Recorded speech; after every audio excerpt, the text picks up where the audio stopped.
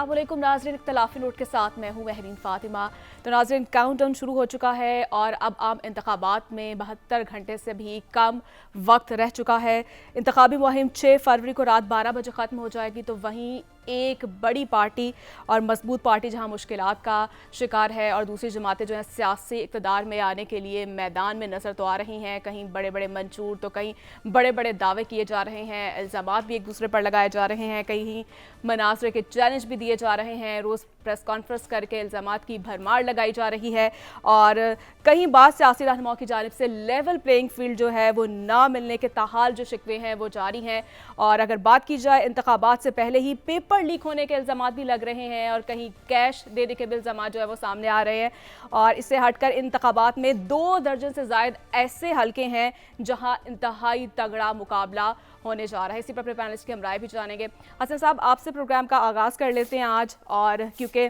आप हलकों का विजिट भी कर रहे हैं और क्या सूरत हाल आप देख रहे हैं। 2 दर्जन से ज़्यादा ऐसे हलके जहाँ पर तगड़ा मुकाबला होने जा रहा है, आप क्या सूरत हाल देख रहे हैं? बिल्कुल ऐसा ही है जी। आपने जो बात कही है कि पेपर लीक हो गया, बल्कि कुछ तो इल्ज़ाम लगा रहे हैं पेपर लीक होने के साथ साथ रिज़ल्ट भी शायद लीक हो गया है। और जो चीज़ें चल रही हैं कि शायद मुस्लिम लीग नून अगली वफाक और पंजाब में हुकूमत बनाने के लिए जो है वो अब तो वो खुशियों के क्या उसे कहते हैं वो बजाने शुरू कर दिए हैं, शादे जो है वो बजाने शुरू हो चुके हैं। बस चंद घंटे रह गए, 48 या 72 घंटे रह गए, फिर इंतखाबात का वो जो मामला है वो कहते हैं ना तीर कमान से निकल तो चुका है। अब ये देखना है कि जो 8 फरवरी की शाम को जब सूरज गुरूब होता है कि उसमें शेर अपना शिकार करता है या शेर किसी का शिकार हो जाता है। बस ये रिजल्ट आना बाकी है। देखें, बुनियादी तौर पे इस टाइम जो कई चैलेंजेस का सामना है, एक तरफ तो अगर आप देखें कि जो इम्तिहानात हैं वो 3 मैं समझता हूँ इम्तिहान है। नंबर 1 के वोटर के लिए इम्तिहान है कि उसने वोट को इज्जत देनी है, या वो इलेक्टिबल्स के सहारे या वो माजी की तरह जो सिचुएशन चलती आई उसके सहारे उन्होंने वोट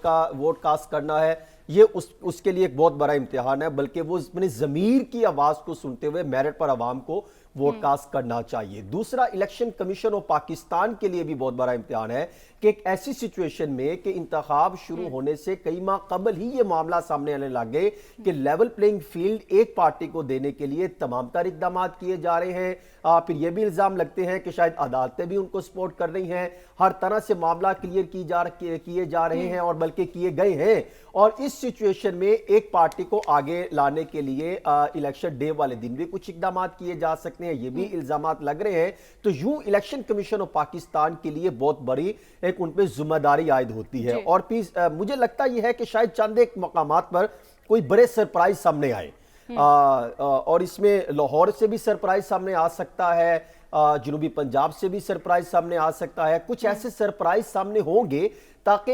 ये अवाम और ये तस्लीम कर सके या उनको तस्लीम करवाने के लिए ये बताया जा सके कि देखिए मेरिट पर साफ शफाफ इंतखाबात हुए हैं, जिसकी बुनियाद बना के हमने ये इकदाम किए हैं। और एक खबर भी है, वो भी मैं फिर आकर जाके दूंगा कि शायद जिस तरह भी कुछ सजाएं हुई हैं, शायद एक 6 फरवरी को भी एक कोई बड़ा फैसला सुनाया जाएगा जिसमें 10 साल मजीद कैद की सज़ा जो है वो सुनाई जा सकती है। फिर उसके बाद एक नया केस खुलने जा रहा है, बल्कि खुला तो हुआ है, उसमें मजीद जो है वो प्रोसेस तेज़ हो जाएगा। तो यूँ अगर देखा जाए तो वो भी लगभग कोई 20 फरवरी के लगभग उसका भी फैसला आ जाएगा। अगर बात करें कि इंतखाबी हलकों की, कि जो बड़े स्ट्रॉन्ग इंतखाबी हलके हैं, ये अगर बुनियादी तौर पे लाहौर से अगर मैं शुरू करूं या लाहौर के चंद एक बड़े हलके में आपको बताऊं तो एक सरप्राइज जिसे ये बात करते हैं, ऐसे सरप्राइज होगा जिस तरह लियारी से बिलावल भुट्टो जरदारी साहब हारे थे, तो अगर लाहौर से बिलावल भुट्टो जरदारी यानी 127 से जीत जाते हैं तो ये एक सरप्राइज होगा। फिर ये भी एक सरप्राइज हो सकता है कि अगर मियां मोहम्मद नवाज शरीफ वर्सेस जो मुकाबला है डॉक्टर यास्मीन राशिद साहिबा का, जो कि जेल में है और नवाज शरीफ साहब की भरपूर कैंपेन हो रही है, अगर वहां पे कोई इस तरह का फैसला आ जाता है कि अवाम निकली और कोई बहुत बड़ी कोई सिचुएशन तब्दील कर दी, तो नवाज शरीफ साहब के लिए यूं अगर देखा जाए तो चंद एक बड़े बड़े तगड़े जहां पे मुकाबले हो सकते हैं। वो लाहौर के अगर मैं आपको बात बताऊं तो NA 130 नवाज शरीफ साहब वर्सेस डॉक्टर यास्मीन राशिद का मुकाबला देखने को मिलेगा। NA 27 بلاول بھٹو زرداری ورسز عطاءاللہ طاہر صاحب، پھر ظہیر عباس کھوکھر وہ بھی بھرپور تیاری سے میدان میں ہے. N129 میاں اظہر سابق گورنر پنجاب تھے، ان کا مقابلہ میاں نعمان کے ساتھ ہے، بھرپور مقابلہ دیکھنے کو ملے گا. N128 اون چودھری ورسز سلمان اکرم راجہ، یہاں بھی سچویشن جو ماضی کے حوالے دیے جا رہے ہیں اور پھر یہاں پہ مسلم لیگ نون IPP کو سپورٹ کر رہی ہے، یہ بھی ایک مقابلہ ٹف ہو سکتا ہے. N122 سعد رفیق ورسی لطیف کھوسا، یہاں پر بھی جو ہے وہ ہلکے کی سچویشن دیکھ کے لگ رہا ہے کہ بھرپور مقابلہ ہوگا. گو کہ سعد رفیق صاحب الیکشن کیمپین کو بہت کئی سالوں سے سمجھتے ہیں کہ کس طریقے سے الیکشن ڈے والے دن ہم نے جو ہے وہ پولیٹکس لے کے چلنی ہے. الیکشن ڈے والے دن جو مینجمنٹ ہوتی ہے وہ بہت اہم ہے. میں اس لیے یہ بات کر رہا ہوں کیونکہ اب اگلا جب ہمارا پروگرام ہوگا اس سے پہلے رزلٹ آ چکا ہوگا، اگلا جب اختلافی نوٹ ہوگا، لیکن الیکشن ڈے والے دن کمال کی جو مینجمنٹ ہے وہ مسلم لیگ نون کئی دہائیوں سے کرتی آئی ہے، اور وہ یہ سمجھتی ہے کہ چاہے دیہی علاقہ ہو شہری علاقہ ہو، ہم نے کس طریقے سے لوگوں کو گھروں سے نکال کے پولنگ سٹیشن تک لے کے جانا ہے، ان کو پرچی تھمانی ہے، آگے اندر سے ہم نے کس طریقے سے ROs اور باقی کس طریقے سے ہم نے مینج کر کے چلنا ہے. تو وہ اس کی پلیئر ہے، کھلاڑی ایکسپرٹ ہے کہ ہم نے الیکشن ڈے والے دن کیا کرنا ہے. وہاں پر مقابلہ ہوگا الیکشن ڈے والے دن. حسن صاحب آپ کہہ رہے ہیں بھرپور تیاری ہے مسلم لیگ نون کی؟ دیکھیں مسلم لیگ نون کی بھرپور تیاری ہے الیکشن ڈے والے دن کی، لیکن مجھے اس کے مد مقابل جو آزاد امیدوار ہیں، چاہے وہ طریقے انصاف کے حمایت یافتہ ہوں یا دیگر ہوں، یا سوائے آپ پیپلز پارٹی کو نکال دیں، باقی جو جہاں پہ ہمیں تگڑا مقابلہ دیکھنے کو مل سکتا ہے، تو وہاں پر مجھے لگتا ہے کہ شاید وہ الیکشن ڈے والے دن کی ابھی تک مینجمنٹ نہیں کر سکے، وہ اس پالیٹکس کو سمجھ نہیں سکے، کیونکہ ایک بڑی تعداد ہم دیکھ رہے ہیں کہ وکلا برادری کی انتخاب میں پہلی دفعہ حصہ لینے جا رہی ہے، اور کچھ ایسے کوئی نئے چہرے ہیں، ان کو مشکلات کا سامنا کرنا پڑ سکتا ہے کہ کس طریقے سے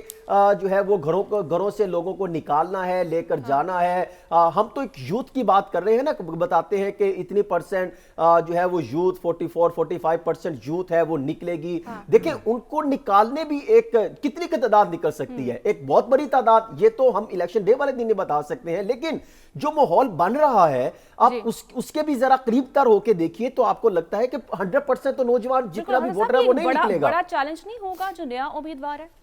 دیکھیں میں وہی تو عرض کر رہا ہوں کہ نئے امیدوار کے لیے بے شمار چیلنجز ہیں. ہاں صرف ایک شخص پر پارٹی چلتی رہی، وہ جسے ہم کہتے تھے کہ طریق انصاف، ایک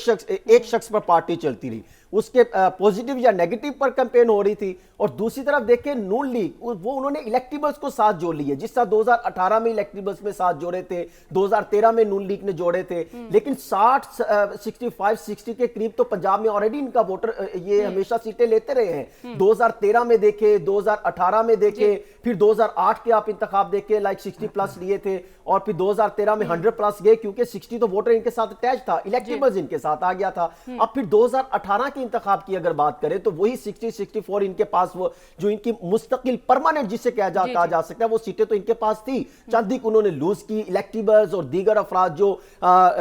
کنورٹ یا ہوا کا رخ دیکھ کے تبدیل ہوتے ہیں وہ تو تبدیل ہو گئے. اب اگر 2024 کی بات کریں تو اب پھر وہی الیکٹیبلز انہوں نے ساتھ لے لیے، کچھ لوٹے تھے وہ بھی ان کو سپورٹ کرنے لگے، انہوں نے ٹکٹیں دے دی، کہیں پر ان کا کمپٹیشن تبدیل ہو سکتا ہے. لگ بھگ یوں اگر ملا لیا جائے تو وہی 95-96 تک یہ مسلم لیگ نون جو ہے وہ پوزیشن تک لے کے جا سکتی ہے، یہ اپنی سیٹیں نکال سکتی ہے. اسی طرح میں لاہور کا بتا رہا تھا، فیصل آباد، لیکن سب سے مزیدار جو کمپٹیشن ہوگے لاہور کے ساتھ ساتھ وہ فیصل آباد ڈویژن، راولپنڈی اور ڈیرہ غازی خان. یہاں پر 2018 میں طریق انصاف پوزیشن لے کر گئی تھی اور مسلم لیگ نون نے کئی سیٹیں لائک فیصل آباد سے 3 سیٹیں رہ گئی تھی، 2013 میں انہوں نے کلین سویپ کیا تھا، تو وہاں پر ان کو کمپٹیشن دیکھنے کو ملے گا. اسی طرح کچھ ننکانہ صاحب کے کچھ علاقے ہیں، اکارا کا ایک آدھ حلقہ ہے، پھر اسی طرح سائی وال کے کچھ حلقے ہیں، پھر خانے وال میں آپ چلے جائیں، پھر ملتان میں آپ بہت بڑا کمپٹیشن دیکھیں گے. اسی طرح اگر آپ سندھ میں جائیں گے 241 اور 242 میں کمپٹیشن دیکھیں گے، پھر آپ لاڑکانہ میں کمپٹیشن بلاول کا دیکھیں گے،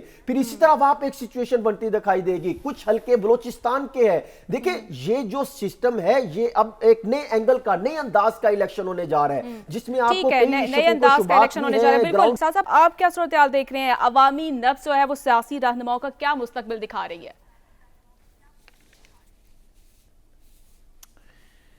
دیکھیے میرا اس میں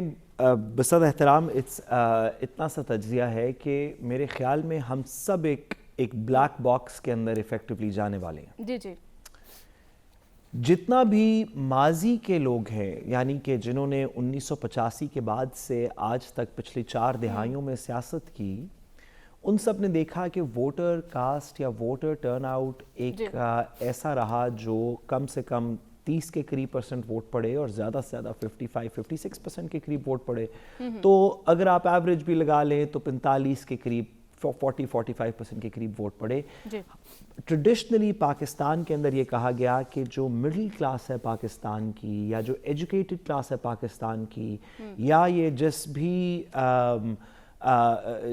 چیز کو ہم یوتھ کہتے ہیں, یہ جو پاکستان کی ہے, یہ ٹریڈیشنلی ماضی میں سیاست میں اتنی انٹرسٹڈ نہیں رہی, پارٹیسپیٹ نہیں کرتی. الیکشن کے جو دن ہوتے ہیں وہ صرف چھٹیاں ہوتی ہیں, لوگ کچھ شکر ادا کرتے ہیں مڈل کلاس کے لوگ جو نوکری پیشہ لوگ ہیں ماضی میں, کہ چلو 2-4 دن کی چھٹیاں ہوئیں, کہیں بچوں کو تفریح پہ لے چلیں گے, کوئی گھر پہ بیٹھیں گے, ریسٹ کریں گے, ٹی وی دیکھیں گے. تو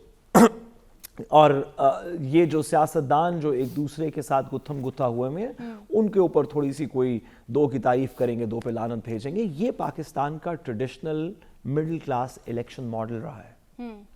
اس کو چیلنج کم از کم ہماری جتنی بھی لوگ اس وقت سیاستدان ہیں وہ آپ کو تاریخ کی کتاب سے بتا سکتے ہیں کہ شاید 70 کے اندر اس طرح ہوا تھا شاید, لیکن جتنے الیکشنز بھی پاکستان کے آج کے پولیٹیشنز نے, آج کے بیوروکریٹس نے, آج کے الیکشن کمیشن نے کروائے ہیں وہ 1970 کے بعد کے الیکشنز ہیں, موسٹلی 85 کے بعد کے الیکشنز ہیں, 85 سے آنورڈز کے الیکشن ہیں, جس میں کبھی پاکستان نے یہ ایکسپیرینس نہیں کیا کہ اگر مڈل کلاس کسی وجہ سے موٹیویٹ ہو جائے الیکشن کے اندر تو کیا ہوگا. اس بات کا ہمارے پاس ہسٹوریکل پریسیڈنٹ کوئی نہیں ہے. اب سوال صرف یہ ہے, اور یہ میں واضح کرتا چلوں اس کو صرف ایک نمبر سے, اور میں حسن صاحب کے سامنے نمبرز بالکل نہیں بتانا چاہتا, وہ اس کے ایکسپرٹ ہیں, لیکن پاکستان کے اندر تقریباً 100 ملین کے قریب اس وقت کاسٹیبل ووٹ ہوگا, اور پچھلے الیکشن کے اندر جب تقریباً 80 ملین کے قریب کاسٹیبل ووٹ تھا جس میں سے 40 ملین پڑا, 50% کے قریب پڑا, تو پی ٹی آئی جو کہ اس وقت الیکشن جیتی تھی اسے 17 ملین پڑا, 17 ملین, نون لیگ کو 13 ملین, پیپلز پارٹی کو 7 ملین, یعنی 80 ملین میں سے جو ٹوٹل کاسٹڈ ووٹ تھا, جو کاسٹیبل ووٹ تھا, جس نے 17 ملین حاصل کیا وہ الیکشن جیت گیا. اگر واقعی آج کے دور میں 100 ملین پاکستان میں ووٹ ہے اور اس میں کسی طریقے 60 ملین کاسٹ ہو جائے تو میرا نہیں خیال کہ 17 ملین لے کے کوئی بھی الیکشن جیت سکے گا. ہم پاکستان کی پالیٹکس کے ایک ایسے بلیک باکس میں جانے والے ہیں جس میں میں اپنا ایک تجزیہ دے سکتا ہوں کہ 8 تاریخ کو کیا ہوگا, اس کے بعد کیا ہوگا. عدیل صاحب, حسن صاحب, آپ, پاکستان کے طول و عرض کے تمام صاحب نظر لوگ اپنا تجزیہ دے سکتے ہیں کہ کیا ہوگا, کیا لوگ نکلیں گے, نہیں نکلیں گے, نکلیں گے تو کس پارٹی کے ساتھ ہوں گے, اس حلقے میں کس پارٹی کے ساتھ تھے, وہ کینڈیڈیٹ کیسا ہوگا, الیکشن ڈے کون مینیج کرے گا. پہلے پولیٹیکل پارٹیز کیونکہ مڈل کلاس ان انٹرسٹڈ تھی, مڈل کلاس انوالو نہیں ہوتی تھی الیکشنز میں, تو آپ ان کو بسوں کے اندر بھر کے لوگوں کو ایک جگہ سے دوسری جگہ لے کے جاتے تھے. لیکن اگر سب لوگ واقعی خود سے اپنی گاڑی پہ, اپنے پیٹرول پہ الیکشن کے پولنگ بوتھ پہ پہنچ گئے تو کیا ہوگا اس ملک میں. اس کا پچھلے 40 سال کے اندر کوئی پریسیڈنٹ نہیں ہے. میں اپنا تجزیہ دے سکتا ہوں کہ شاید پہلا مفروضہ ہے, پہلا مفروضہ کہ شاید لوگ نکلیں, دوسرا مفروضہ اگر لوگ نکلے تو وہ کسی ایک پارٹی کے ساتھ ہوں گے اور باقیوں کے خلاف ہوں گے. یہ 2 مفروضوں پہ میں بات کر سکتا ہوں, ماضی کی اس میں کوئی پریسیڈنس نہیں ہے. دوسری سائیڈ یہ کہہ سکتی ہے اسی آرگومنٹ کے کہ پہلا مفروضہ کہ لوگ نہیں نکلیں گے, اور 2 کہ اگر نکلے بھی تو ہماری مینجمنٹ اتنی کمال ہے کہ ہم اس دن زیادہ بندوں کو ڈالوں میں بھر کے, بسوں میں بھر کے, ٹریکٹروں میں بھر کے, لاریوں میں بھر کے پولنگ سٹیشن تک لے جائیں گے اور لے آئیں گے اور کھانا کھلائیں گے. بھئی آپ کو نہیں پتا کہ اگر کسی وجہ سے لوگ اپنی گاڑیوں میں پیدل, سائیکل پہ, موٹر سائیکل پہ خود چلے گئے اور کہا کہ دوپہر کا کھانا ہم اپنی جیب سے کھا لیں گے لیکن ووٹ ڈالنے جائیں گے, تو اس ملک کے اندر کیا ہوگا 8 تاریخ کو. یہ ایک ایسا بلیک باکس ہے جس پہ میرا خیال ہے تمام چیزیں جو ماضی کی, فزکس میں کہتے ہیں کہ بلیک ہول کے اندر جا کے فزکس کے لاز بریک کر جاتے ہیں, اس کے اندر کیا ہوگا بلیک ہول کے اندر, یہ فزکس کے جو تھرمو ڈائنامکس کے, گریوٹی کے لاز ہیں وہ بتا نہیں سکتے. اسی طرح اگر واقعی پاکستان میں میرے خیال میں 8 تاریخ کو کیا ہوگا, کیا لوگ نکلیں گے, کیا نہیں نکلیں گے, نکلیں گے تو کیا کریں گے, ریاکشن کیا ہوگا, یہ ایک ایسا بلیک باکس ہے جس میں ماضی کے جو فزکس کے لاز ہیں وہ بریک ڈاؤن کر جائیں گے. کچھ نئے کی ایکسپیکٹیشن رکھنی چاہیے. ٹھیک ہے, لیکن ساتھ صاحب آپ کیا دیکھتے ہیں, پاکستان کے کم لوگ اس بار جو ہیں وہ ووٹ کاسٹ کرنے کے لیے جائیں گے, یا پھر آپ 2018 سے اگر کمپیئر کیا جائے تو اس سے زیادہ ہوں گے یا کم ہوں گے؟ دیکھیے میں بصد احترام گزارش کروں کہ میرا خیال ہے کہ ہم ایک ایسے نازک سے ہم ایک ایسے نازک سے وقت سے گزر رہے ہیں جہاں پہ لوگوں کو اس بارے میں بات کرنی چاہیے جس بارے میں ان کو کچھ علم ہو, کچھ حقیقت سے آشنا ہو. میں یہ بتا سکتا ہوں کہ میرے گرد و نواح میں لوگ سب کہہ رہے ہیں کہ ہم ووٹ کاسٹ کرنے جائیں گے, لیکن واقعی پاکستان کے طول و عرض میں کیا سینٹیمنٹ ہے میں اس کا بیسٹ ایکسپرٹ نہیں. حسن اور عدیل آپ کو مجھ سے بہت بہتر بتا سکتے ہیں. جی ٹھیک ہے. عدیل صاحب, آپ بھی وزٹ کر رہے ہیں حلقوں کے, کیا صورتحال دیکھ رہے ہیں آپ 8 فروری کے دن؟ شعور یا منشور یا پھر ووٹرز کی کیا ترجیح آپ دیکھ رہے ہیں؟ ساتھ صاحب بات کر رہے تھے نا کہ یا اس سے پہلے جو بات ہو رہی تھی کہ 8 فروری کو کیا ماضی سے کچھ مختلف ہونے جا رہا ہے یا 8 فروری کے بعد ماضی سے کچھ مختلف ہونے جا رہا ہے. لیکن ہم پہلے یہ بات کر لیتے ہیں کہ 8 فروری سے پہلے ماضی سے کچھ مختلف ہوا ہے. وہ اس طرح سے کہ آپ کو یاد ہوگا کہ 2008 کے جو الیکشن تھے جس میں پاکستان پیپلز پارٹی جیتی تھی, تو اس وقت الیکشن کی فضا کیا تھی؟ ایک ماحول بنا ہوا تھا کہ پاکستان پیپلز پارٹی جو ہے وہی نظر آ رہی ہے, وہی آ کے حکومت بناتی نظر آ رہی ہے. اس کے بعد 2013 کے انتخابات ہوئے, تو 2013 کے انتخاب میں یعنی الیکشن سے پہلے میاں صاحب نے بریفنگز لینا شروع کر دی کہ انرجی کرائسس سے ہم نے نکلنا کیسے ہے, تو وہ انہوں نے اپنے آپ کو پرائم منسٹر سمجھنا پہلے ہی شروع کر دیا تھا. پھر 2018 کے الیکشن میں ہم نے دیکھا کہ پی ٹی آئی کی ایک ہوا بنا دی گئی, بن گئی, اور نظر آ رہا تھا کہ پاکستان تحریک انصاف کی حکومت جو ہے آ رہی ہے. یہ الیکشن ماضی کے 3-4 الیکشن سے مختلف نظر آ رہا ہے. یعنی ایک جماعت کہہ رہی ہے جی ہم مقبول ترین ہیں, دوسری جماعت کہہ رہی ہے کہ ساڑی گل ہو گئی ہے. لیکن اس کے باوجود آج جب یہ پروگرام چند گھنٹے قبل آن ایئر جا رہا ہے تو ویزیبلٹی نہیں ہے پہلے جیسی. اس کی ریزن یہ ہے کہ بات کی جا رہی ہے, جس طرح صاحب بات کر رہے تھے نا, کہ عوام کو شاید اپنے ووٹ کی طاقت کا پتہ چل گیا ہے. عوام اس مرتبہ ایسا جو ڈیفرنٹ ہے نا کہ ٹرن آؤٹ بڑھنے کی بات کی جا رہی ہے, کوئی اس کا سائنٹیفک ایویڈنس نہیں ہے, لیکن ٹرن آؤٹ اگر بڑھتا ہے, ہم گزشتہ 2 دن سے یہ اعداد و شمار ڈسکس کر رہے ہیں, تو وہ سیاسی منظرنامہ تبدیل کر کے رکھ سکتا ہے. یعنی اس وقت تک کی جو سچویشن ہے, جو جماعت یہ کہہ رہی ہے جی کہ ہم حکومت میں آگے آ رہے ہیں, اس کو کلیئرٹی نہیں ہے, انتظامیہ کو کلیئرٹی نہیں ہے. جو جماعت کہہ رہی ہے کہ ہماری مقبولیت بہت زیادہ ہے, اگرچہ اس کا انتخابی نشان اس سے چھین لیا گیا, لیکن اس کو بھی اس طرح سے کلیئرٹی نہیں ہے کہ کیا ہو سکتا ہے. یہ ساری صورتحال, ساری پاور آ گئی ہے عوام کے پاس. اگر 60% سے زیادہ ٹرن آؤٹ ہوتا ہے تو ایسی صورت میں ملکی سیاست کا منظرنامہ تبدیل ہو سکتا ہے. جو امیدوار, یہ جو اقتدار کے ایوان کے جو امیدوار اس وقت ذہن میں یہ بنائے بیٹھے ہیں کہ ہم اتنے نمبر اگر لے لیں تو اقتدار کے ایوان میں پہنچ جائیں, تو ان کے لیے مسائل بھی پیدا ہو سکتے ہیں. جو بات ہو رہی تھی کہ الیکشن ڈے کی, دیکھیں اس میں کوئی شک نہیں ہے کہ اس مرتبہ یہ بہت زیادہ بات ہو رہی ہے کہ ایک جماعت, اس کے بہت سے لوگ نئے ہیں, اگرچہ وہ پاپولر ہے لیکن اس کے بہت سے لوگ نئے ہیں, وہ کیسے مینج کریں گے؟ ان کا پولنگ ایجنٹ بیٹھ سکے گا, نہیں بیٹھ سکے گا؟ کوئی یہ شکوہ کرتا نظر آ رہا ہے جی الیکشن سے پہلے انتظامیہ نے فلاں کو اٹھا لیا, لیکن الیکشن ڈے کے جو ڈائنامکس ہیں, جو پولنگ اسٹیشن کی ایک مینجمنٹ ہے, اگر جو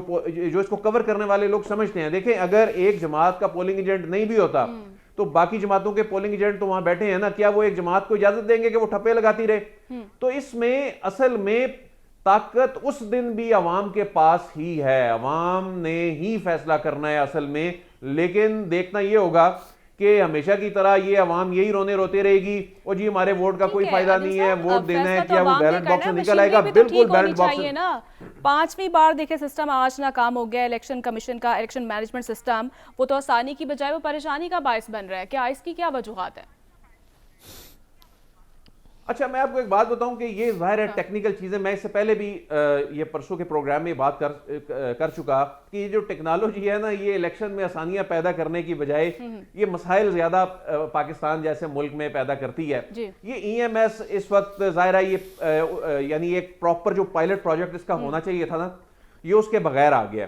اس میں اس طرح کی خبریں ہمیں الیکشن ڈے پہ سننے کو ملے گی، کوئی فلانا نتیجہ، کوئی انٹرنیٹ کی کنیکٹیوٹی کا ایشو، کوئی فلان کی ٹیب نہیں چل رہی، فلانا سافٹ ویئر جو ہے وہ نہیں چل پایا. لیکن اس کے پیرالل ایک مینول سسٹم 2018 میں بھی چل رہا تھا، وہ پیرالل سسٹم 2024 میں بھی چلتا رہے گا. ایسا نہیں ہو سکتا کہ اگر یہ کوئی یہ سوچ رہا ہے کہ جی ریٹرننگ افسر کے پاس اتنی پاور ہے، وہ جو بھی لکھ دے گا اپنی پینسل سے اور اس پہ سائن کر دے گا تو وہ نتیجہ بن جائے گا. دیکھیں ایک فارم 45 ہے، ایک ڈاکومنٹڈ چیز ہے جو پولنگ سٹیشن لیول پہ تیار ہوتی ہے. اس کے بعد پھر اس نے فارم 47 میں جا کر کنورٹ ہونا ہوتا ہے جو ریٹرننگ افسر کے دفتر میں جا کے. یہ تمام چیزیں آڈیٹیبل ہیں. یہ جو بچ جاتے ہیں بیلٹ پیپر، اس کا بھی ایک ریکارڈ ایک فارم پہ رکھا جاتا ہے جو یوز ہو جاتے ہیں. ہاں ایک چیز جو ہے ہم نے دیکھا گزشتہ الیکشن میں بھی، اس سے پہلے الیکشن میں بھی، ووٹ ریجیکٹ جو ہے وہ البتہ ایک مشینری میں ایسا ایک سکم ایک سسٹم میں پایا جاتا ہے کہ ووٹ ریجیکٹ ہونے کی تعداد جو 35 کے قریب ایسے حلقے ہیں پاکستان میں جہاں پر 1000 2000 سے لے کے 5000 کے درمیان جو ہے وہ مارجن ہوتا ہے جیت کا اور ہار کا. وہاں پر اس طرح کی چیزیں دیکھنے کو ملتی ہیں کہ ووٹ جو ہیں وہ ریجیکٹ کر دیے جاتے ہیں، ڈبل مور لگا دی جاتی ہے. اب ووٹر ایسا کیوں کرے گا کہ وہ 2 جگہوں پہ چلیں، کوئی لا علمی میں 1-2 لوگ کسی حلقے میں ایسے شاید کر لیں، لیکن جہاں ہزاروں کی تعداد میں ووٹ ریجیکٹ ہو جاتے ہیں تو یہ وہ چیزیں واقعی ایسی ہوتی ہیں جو کہ نتائج کو تبدیل کر سکتی ہیں. لیکن ایسا نہیں ہے کہ کوئی ووٹ اتنی بڑی تعداد میں کوئی ٹھپے لگنے شروع ہو جائیں کہ ایک جماعت جو ہے اس کا نتیجہ ریٹرننگ افسر جو مرضی لکھ دے. ایسا نہیں ہے، الیکشن کا ایک میکنزم ہے. لیکن دیکھیں میں ایک چیز حسن صاحب سے بھی پوچھ لیتے ہیں، حسن صاحب کیا وجوہات دیکھ رہے ہیں کہ عملے کا ریکارڈ ہی غائب ہو گیا؟ جی دیکھیں یہ بنیادی طور پہ یہ موک ایکسرسائز کی گئی تھی کل. اچھا. اور موک ایکسرسائز کی ہی اس لیے جاتی ہے، جو میری اطلاع ہے کہ کہیں پر کوئی غلط چیزیں ہوں یا کچھ بہتر سسٹم کام نہ کر رہا ہو، اس کو بہتر طریقے پہ لایا جائے. میں یہ سمجھتا ہوں کہ یہ سسٹم سے زیادہ جو میں نے معلومات حاصل کی، مجھے لگتا یہ ہے کہ الیکشن کمیشن آف پاکستان اگر تو یہ بات درست ہے تو کمال ہے کہ وہ جو کام کرنے جا رہا ہے، کیونکہ جب پریزائڈنگ آفیسر رزلٹ تیار کر لے گا تو وہ اس وقت ایک موبائل پہ تصویر لے گا اور کہ اس کی ٹائمنگ کیا ہے وہ ہر چیز آ جائے گی. اور وہ صرف تصویر وہ خود نہیں لے گا بلکہ تمام جو وہاں پر پولنگ ایجنٹس موجود ہوں گے ان کی نگرانی میں یوں ایک تصویر لے گا، اور جب وہ جمع کروانے کے لیے جائیں گے تو وہ تصویر بھی ساتھ جمع ہوگی اور اس سے ٹائمنگ ان کے پاس چلی جائے گی کہ ہاں یہ رزلٹ، یہ پولنگ سٹیشن، یہ ہم نے چیز تیار کی اور اس کے بعد یہ ہم نے جمع کروائی اور اس ٹائم پہ. اگر تو ٹائم لائک فار ایگزامپل کوئی 6:30 پہ اس نے رزلٹ تیار کر لیا اور اس پہ ٹائمنگ بھی لکھی گئی، سارا کچھ ہو گیا، تصویر بھی لے لی، تصویر بھی جمع ہو گئی، لیکن اس نے جمع جا کے جو ہے وہ لیٹ کرائی، لائک کوئی 9:30 10 بجے، یا اس پہ تصویر لیٹ لی، تو اس میں کئی ساری چیزیں یہ دھاندلی پکڑی جا سکتی ہے اگر تو یہ سسٹم درست ہے. اور دوسرا، کئی چیزیں الیکشن سے باہر ہوتی ہیں.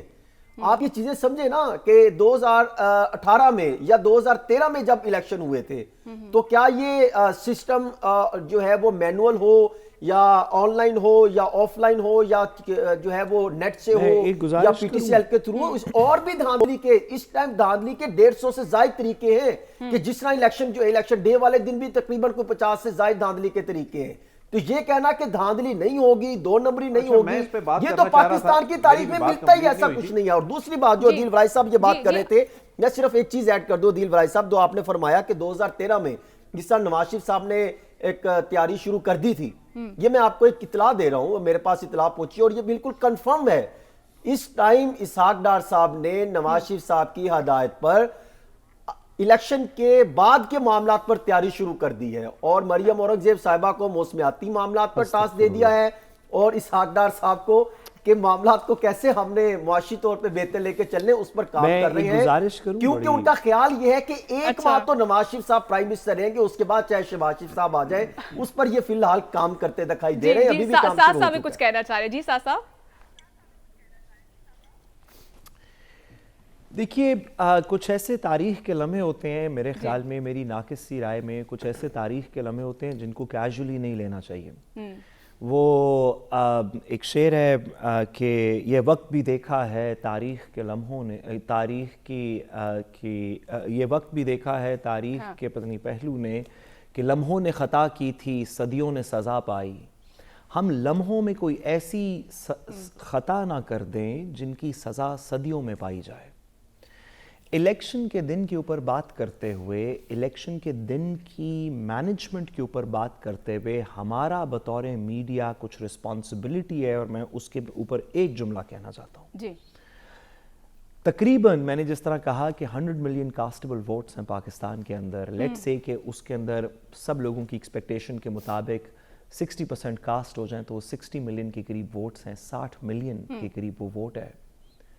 اگر اس کا صرف 5% بندہ اس 60 ملین کا الیکشن کے دن سڑکوں پہ ووٹ کاسٹ کرنے کے لیے، کرنے سے واپس پولنگ اسٹیشن کے گرد سڑک پہ چائے پیتے ہوئے اگر ہوا، تو یہ 3 ملین بندہ ہوگا۔ مہربانی کر کے الیکشن کے دن سکندر سلطان راجہ صاحب جو بھی کریں، اتنے لوگ جب سڑک پہ ہوں تو انہیں اشتعال نہ دلوائیں، کوئی شفافیت کا ایسا میکنزم رکھ لیں کہ یہ نہ ہو کہ الیکشن کے رزلٹ آ رہے ہوں اور لوگوں کو اس کے اوپر غصہ ہو یا وہ سمجھیں یہ درست نہیں ہے۔ ٹھیک ہے، پارلیمنٹ کے اندر پارلیمانی مجھے بریک کی جانب بڑھنا ہے۔ ساتھ صاحب اور حسن صاحب اس پر ہم بات کرتے ہیں، لیکن ایک چھوٹی سی بریک کے بعد آپ ہمارے ساتھ ہی رہیے گا۔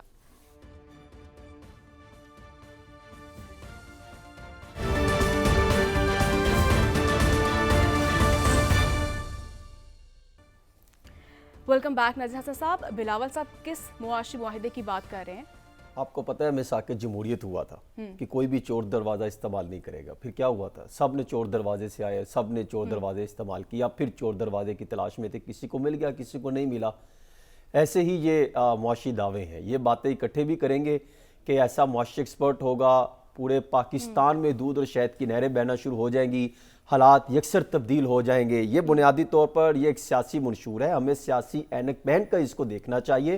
اور یہ صرف ایک ہی دستور، ایک ہی منشور کہ ان کا کیا حصول اقتدار، حصول کرسی، حصول پاور،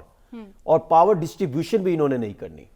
بس، اور اس کے علاوہ ان کا کوئی منشور نہیں۔ اس وقت یہ سیاسی منشور یا یہ منشور کو عوام تسلیم کرے گی جب یہ صرف ایک اعلان کر دیں کہ تمام سیاسی لیڈرز جو بھی اقتدار میں آئیں گے، اقتدار میں آنے کے بعد تمام بیرون ملک پڑے ہوئے پیسے پاکستان لا کے پاکستان میں انویسٹمنٹ کریں گے، تمام بیرون ملک جائیدادیں ان کی پاکستان آ جائیں گی، چھوڑ دیں، کوئی ان سے حساب کتاب نہیں مانگے گا، صرف پیسہ ان کا باہر جتنا بھی پڑا ہوا ہے پاکستان لے آئیں، اور پھر سمجھ میں آئے گی کہ حالات بہتر ہوں گے۔ یہ بنیادی طور پر یہ منشور جو ہے یہ اس وقت لے کر آئے کہ جب اس میں ڈسکشن ہی نہ ہو سکے، جب حالات کسی اور طرف رخ اختیار کر رہے ہوں۔ ہاں یہ لے کر آتے، ان کو تو اندازہ تھا کہ الیکشن کب ہونے جا رہے، تمام سیاسی جماعتیں لے کر آتی، پراپر ایک ایک نکات پہ ڈسکشن ہوتی، ان کے بڑے دعوے کر رہے ہیں، امپلیمنٹیشن پلان کسی کے پاس کم ہے۔ مجھے ساتھ صاحب کو بھی کامنٹ ہے۔ ساتھ صاحب، جب 16 ماہ کی حکومت تھی، پی ٹی ایم حکومت کا حصہ بھی تھے، تو تب کیوں نہیں معاشی ماڈل دیا گیا بلاول صاحب کی جانب سے؟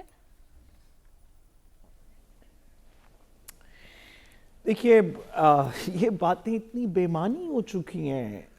اس ملک کے اندر، ان سے لوگوں کو اتنی، یہ ایک ایسی بات ہے جب آپ لوگوں سے کریں، آپ کسی بندے سے پوچھ لیں کہ یار راہ چلتے سے اس کو ذرا روک کے سڑک پہ پوچھیں کہ آپ کے خیال میں پاکستان کے اندر بلاول صاحب نے اب سے پہلے کوئی معاشی منشور کیوں نہیں دیا، تو اگر وہ آپ کے سر میں کچھ دے نہ مارے تو کم از کم گالی ضرور نکالے گا اور کہے گا کہ میرا وقت ضائع نہ کریں اس طرح کا سوال پوچھ کے، کیونکہ بلاول صاحب کا کیا تعلق پاکستان کی معیشت اور اس کے منشور سے؟ بلاول صاحب کے سارے پیسے باہر پڑے ہیں، وہ مہربانی کر کے جو تھوڑی سی ایک آدھ الیکشن میں جب تک پاکستان کے دیگر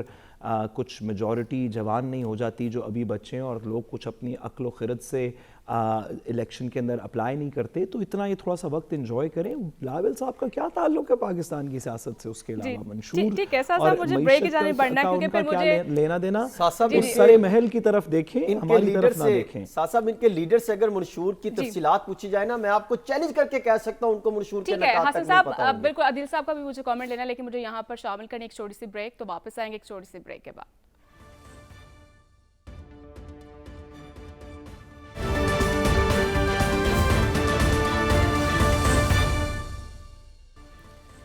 ویلکم بیک ناظرین۔ اور عادل صاحب کیا دیکھ رہے ہیں آپ معاشی پلان پیپلز پارٹی کے پاس؟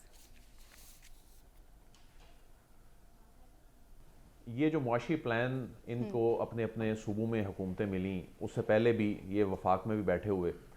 تو یہ تو سب کو معلوم ہے کہ ان کے پاس پلان کوئی نہیں ہے۔ ابھی بھی جو یہ عوام کو سبز باغ دکھا رہے ہیں، 300 یونٹ تک بجلی فری کر دیں گے، آمدن دوگنی کر دیں گے، یہ عام آدمی کو پتہ ہے کہ ایسا نہیں ہو سکتا، اور یہ واقعی ایسا ڈویبل ہے بھی نہیں ہے۔ اور اس کے فوری بعد آئی ایم ایف پروگرام میں جانا ہے، اور آئی ایم ایف پروگرام میں جانے کے بعد جو آئی ایم ایف کو پیسہ لوٹانے کے لیے جو ہمیں اقدامات کرنے ہیں وہ اسی عوام کی جیب سے نکال کے دینے ہیں۔ تو حکومت کے پاس تو نہ کوئی انڈسٹری لگانے کا پلان ہے۔ یہ اگر اس ملک پر ایک احسان کریں تو یہ احسان یہ کر سکتے ہیں کہ جو ریاستی سطح پر انیشیٹو لیے جا چکے ہیں ایس آئی ایف سی کی چھتری تلے، ان کو پالیسیوں کا جو تسلسل ہے ان سے متعلق اس کو جاری رکھیں، تو اس ملک کی قسمت بدل سکتی ہے۔ پاکستان کے عوام کی قسمت آنے والے چند برسوں میں بدل سکتی ہے، خاص طور پہ یہ جو ایگریکلچر کے حوالے سے جو انیشیٹو ہے ایس آئی ایف سی کا، یہ اگر جاری رہتا ہے تو اس میں تو مہینوں بعد اس کے اثرات آنے شروع ہو جائیں گے۔ لیکن ان کا معاشی پلان مجھے اسی طرح ہی لگ رہا ہے، اور یہ جو دعوے کر رہے ہیں، جس طرح یہ جو جماعتیں